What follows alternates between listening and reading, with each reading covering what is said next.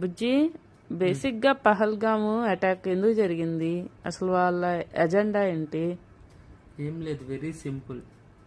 ఇప్పుడు భారతదేశంలో one of the best and most tourism spot ఏంటంటే జమ్మూ కాశ్మీర్. సో అక్కడ ఒక పహల్గామా ఈ ఏరియాని మినీ స్విట్జర్లాండ్ కూడా అంటారు. సో అంటే చాలా బాగుంటుంది.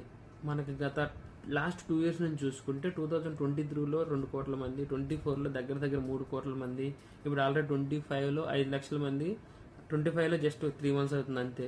5 లక్షల మంది టూరిస్టులు వచ్చారు అక్కడికి. అంటే టూరిజం అక్కడ బాగా ఇంప్రూవ్ అవుతుంది. అక్కడ లోకల్ వాళ్ళకి జాబులు వస్తున్నాయి, అంటే లోకల్ వాళ్ళు కొంచెం ఇన్కమ్ పెరుగుతుంది. సో ఇలా జరగడం వల్ల ఏంటంటే భారతదేశం ఎకానమీ పెరుగుతుంది.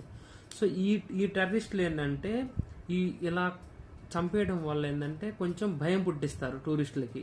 సో అంటే ఇక్కడ సెక్యూరిటీ లేదు, సెక్యూరిటీ లేకపోతే టూరిజం రాదు, టూరిజం పెరగదు, టూరిస్టులు రారు, టూరిజం ఇంప్రూవ్ అవ్వదు, టూరిజం ఇంప్రూవ్ అవ్వకపోతే భారతదేశం ఎకానమీ తగ్గిద్ది. సో ఇది ఒకటి మెయిన్ ఎజెండా పెట్టుకోండి. అండ్ ఇంకెప్పుడు ఏంటంటే ఇప్పుడు వాళ్ళకి జమ్మూ కాశ్మీర్లో పగలు రక్తం బారించాలి, ఎప్పుడెప్పుడు అటాకులు చేయడం, వాళ్ళకి ఇది ఒక సరదా అనమాట.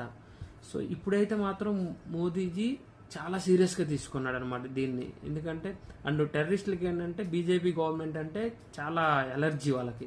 సో బీజేపీ గవర్నమెంట్ మన ఇండియాలో చాలా స్ట్రాంగ్గా ఉందని చెప్పేసి అది ఒక ఎనర్జీ.